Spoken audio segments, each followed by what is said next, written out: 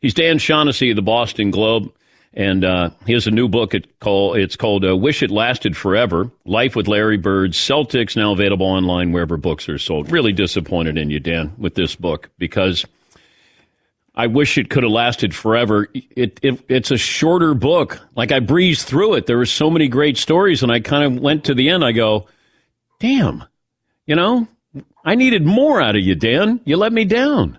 Well, that's really nice of you, Dan, and thanks for going through it. And Bill Walton, of course, named it, and Bill really wishes it lasted forever because we know his career could have been so much more, but he had this one gift at the end of his career, the 1985-86 season, where Bill Walton comes to Boston. He got 80 games in.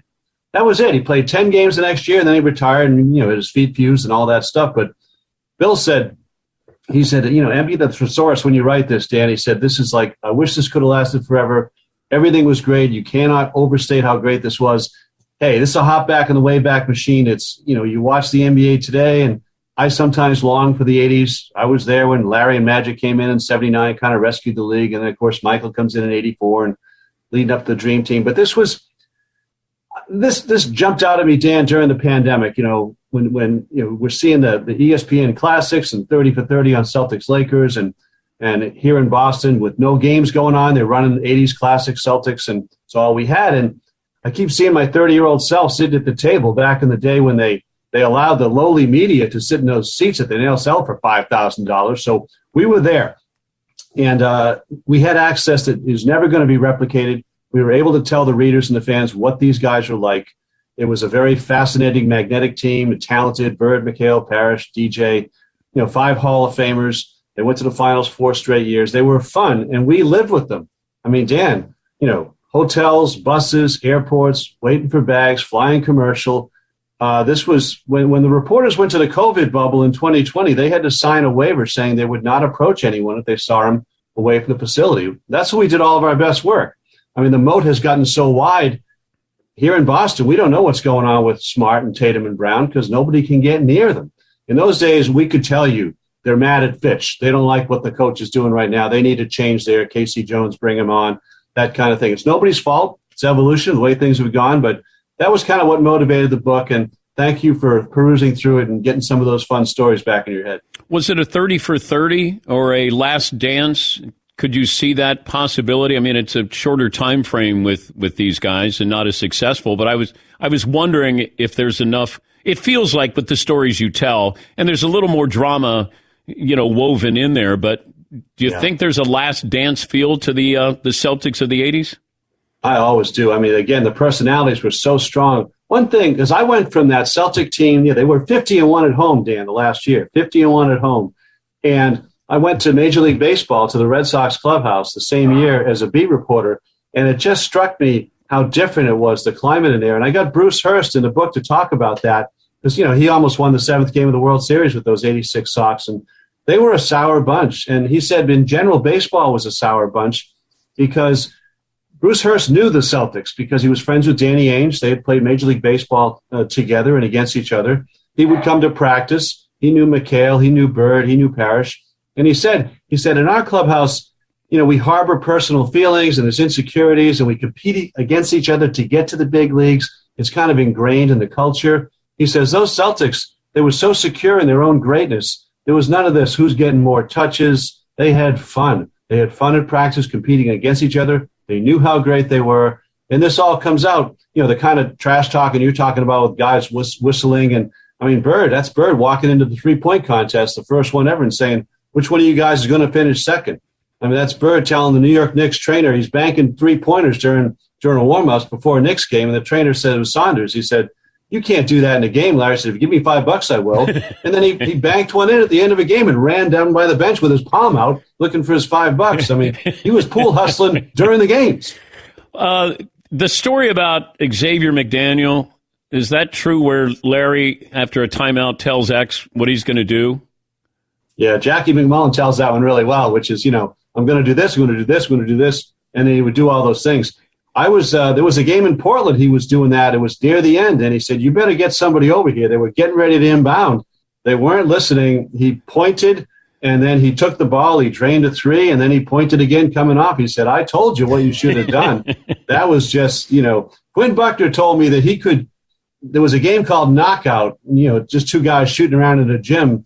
And Quinn said he could knock your ball away from the basket and make his shot with the same ball. He was playing basketball and pool at the same time.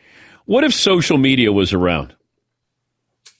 I'll tell you, it changes a lot. And again, not in a good way, in my view. I mean, there was a level of comfort with those guys. I didn't make plans. Let's go to dinner. Let's go have drinks. But you would bump into each other, and it was okay. So, in fact, one night, Larry picked up the tab. It was like a total eclipse of the sun. I couldn't believe it.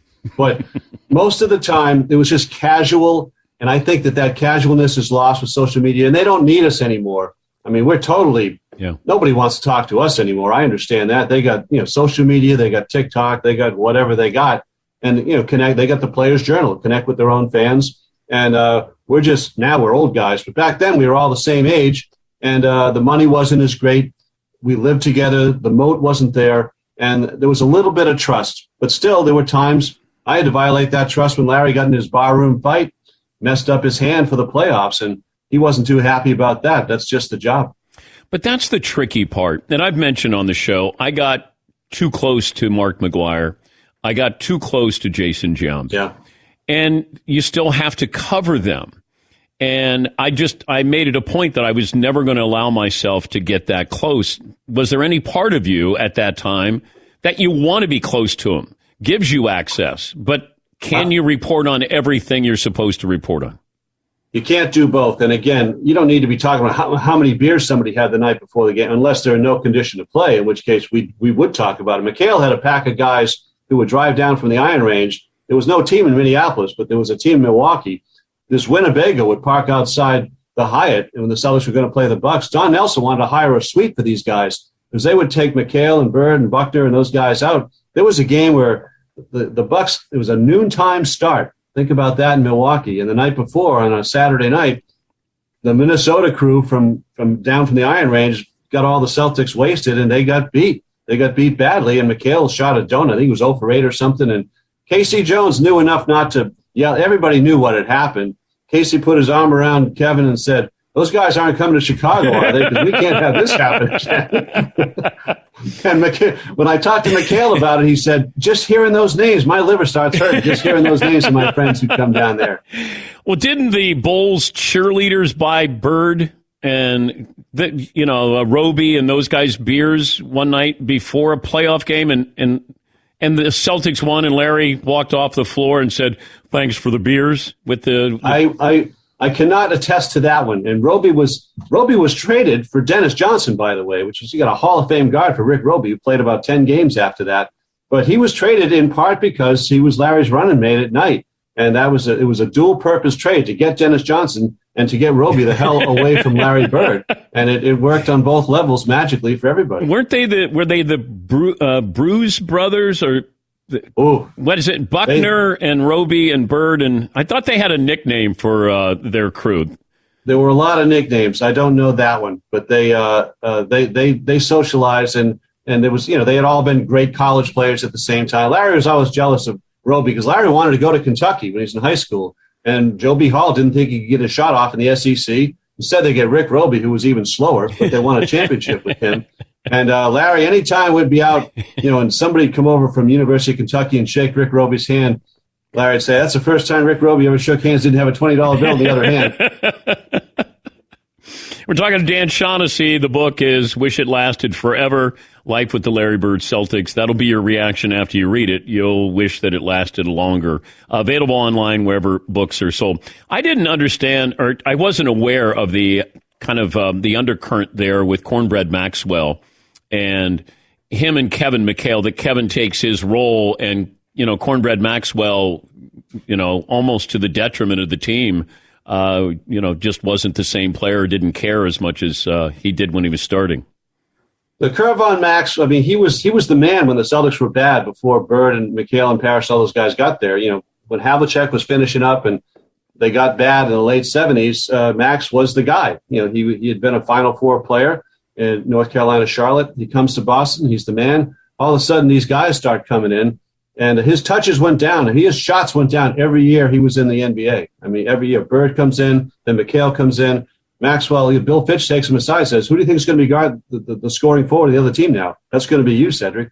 You're no longer the offensive force.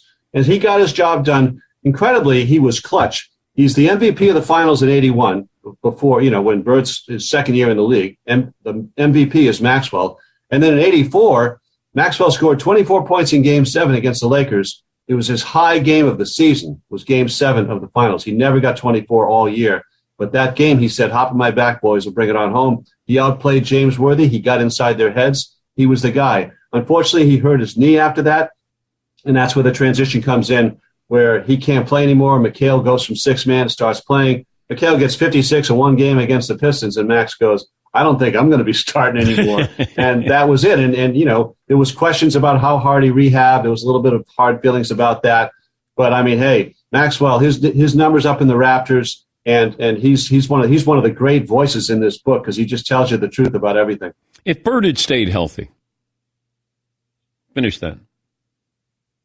Well, I think you get a few more years, but he played hard. And guys who play like that, the careers, I mean, we see it in baseball all the time, but it's hard to have a long career. You're diving on the floor. McHale didn't dive on the floor, but McHale played with a broken foot in the 87 finals. So those injuries, really, by today's standards, they were together a long, long time. They went to 4 consecutive finals together. They were in 5 finals. They won 3 championships. And Red always thought he might have kept them together a little bit too long and ran through it longer than he should have instead of making deals. So by today's standards, it's still a long run.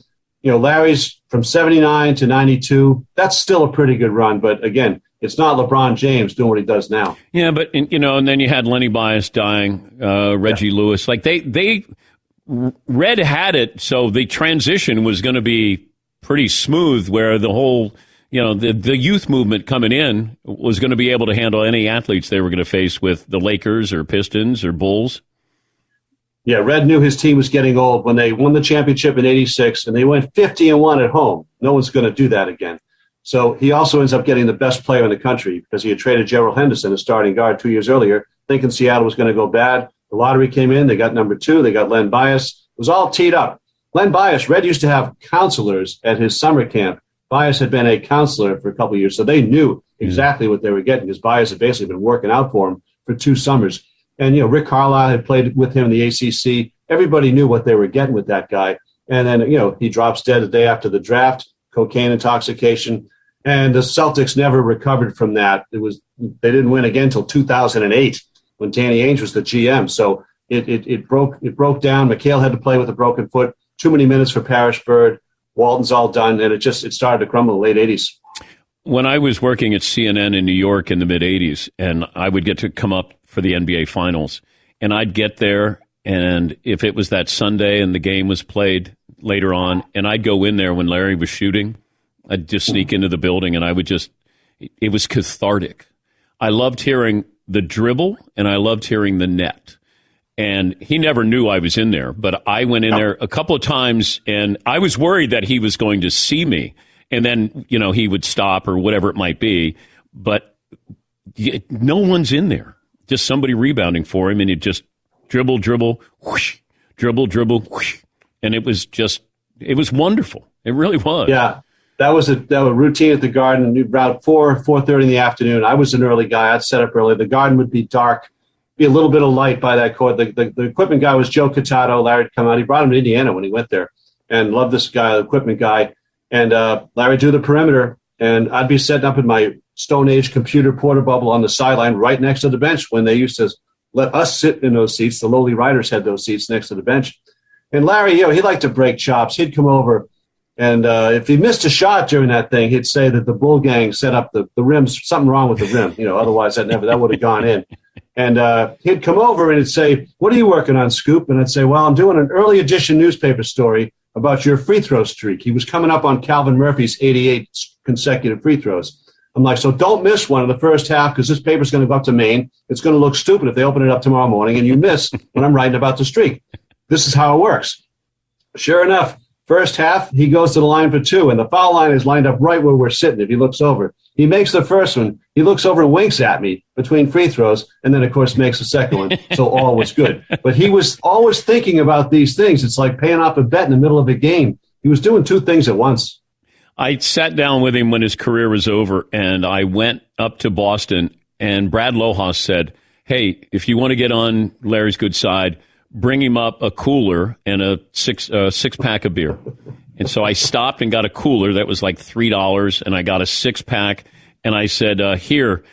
And he goes, what is it, a fish? And I go, no, it's beer. I said, Brad Lohaus told me to get this for you. He goes, can I keep the cooler? And I said, yes, you can. It was a $3 cooler, styrofoam cooler. And I go, I don't think it helped me with the interview, but it was just, that was the mentality of Bird there. It's like, all right, beer, cooler, can I have it? This is all right. I'm good with this. That was the mentality. He used to go to matinees after practice at the Greek Orthodox College. They practiced in Brookline. I would say, Larry, how come you go to matinees? He says, it's cheaper in the afternoon. So, yeah, he meant it. By the way, how strong is the Mac Jones love in New England? Oh, my God. You are all over. I mean, I loved it from the start. They couldn't have known, he would outperform all the other quarterbacks to this stage. He was 19 for 23 the other day. They've won 4 in a row.